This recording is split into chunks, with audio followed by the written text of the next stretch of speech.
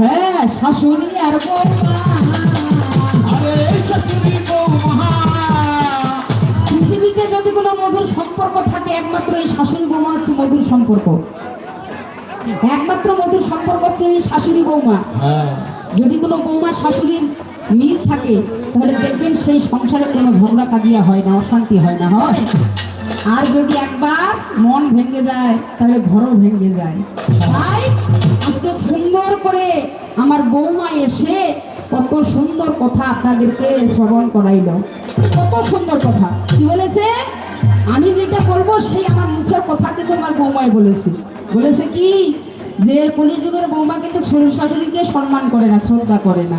বলে নাই, স্বীকার করছে। এই যে সোজা পথে আসছে আমার বৌমা।